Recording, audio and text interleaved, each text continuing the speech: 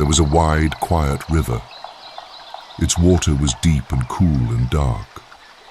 On the banks of that river stood a tall jamun tree. Its branches stretched wide, its fruit hung heavy and purple. And up in those branches lived Momo. Momo was a quick little monkey who never sat still. He jumped, he swung, he laughed at the clouds. Every morning he woke up, plucked a jamun, and smiled at the world below. Life was good. The tree gave him everything he needed. But there was one thing Momo did not have: a friend. One afternoon, Momo noticed something in the river. 2 small eyes, then a long, dark shape. Slowly, a crocodile pulled himself onto the muddy bank below the tree. He was big, he was tired, and he looked terribly lonely. Momo watched him for a moment. Then he did what Momo always did. He acted before he thought. He plucked a jamun from the branch and tossed it down. It landed right in front of the crocodile's nose. The crocodile looked up, surprised. "For me," he said. "You looked hungry," said Momo. The crocodile tasted the fruit slowly. His eyes went wide. "I have never eaten anything so sweet in my life," Momo grinned. He tossed down another one, and then another. From that day on, Rico came back every afternoon. And every afternoon, Momo dropped jamuns down from the tree. They talked for hours, about the river, about the sky, about silly things and serious things. Rico was gentle for a crocodile, quiet, thoughtful. He had a big heart hiding behind those sharp teeth. Time passed. The jamun tree saw it all. 2 very different creatures, sitting side by side, one above, one below, laughing together in the golden afternoon light. They were friends, real friends. But Rico had a wife waiting at home. Her name was Stella. And she was not like Rico.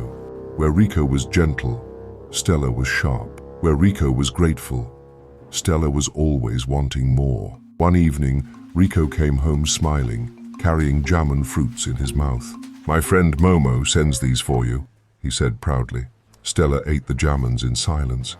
They were sweet, sweeter than anything she had tasted. And then a dark thought crept into her mind. She looked at Rico slowly. "If the fruit from that tree is this sweet," she said, "imagine how sweet the heart of a monkey must be.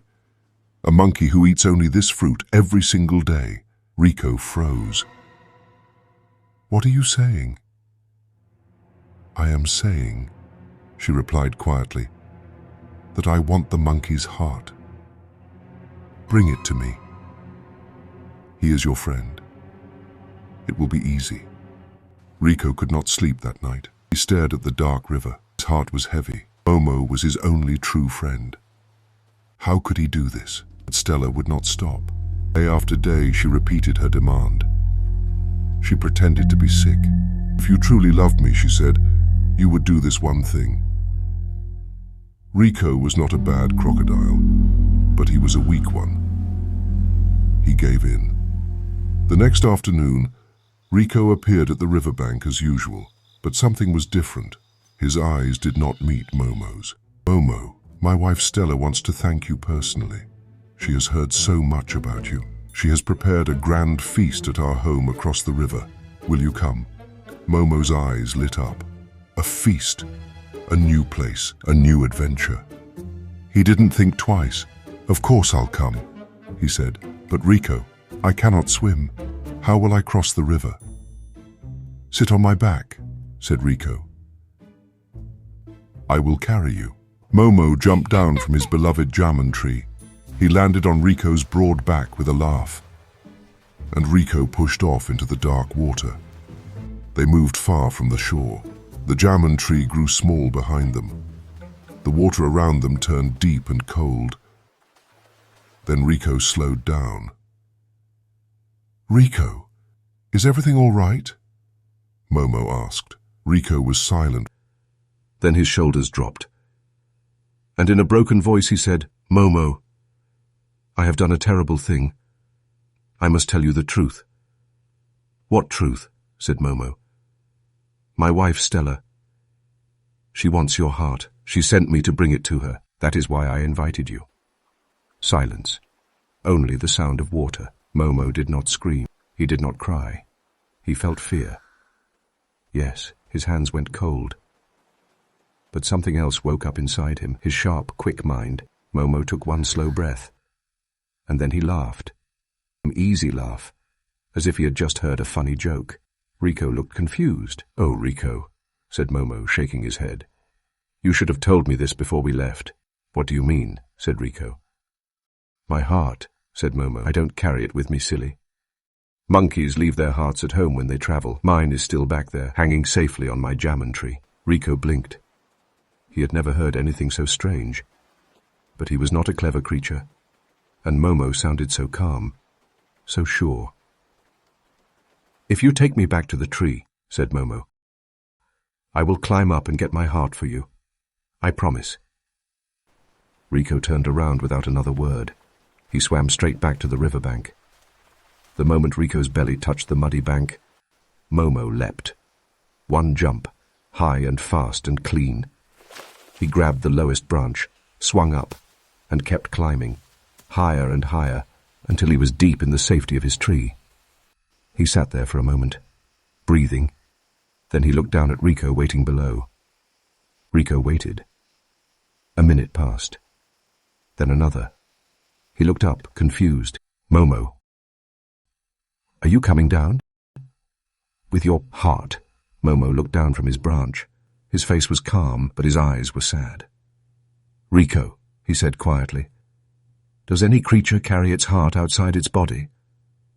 Rico opened his mouth, then closed it.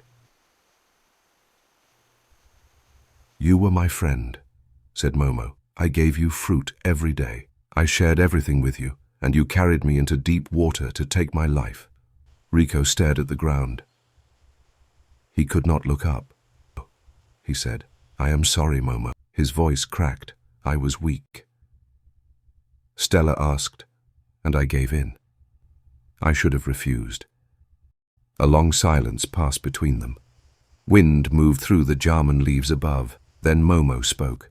"A true friend protects you, even from himself.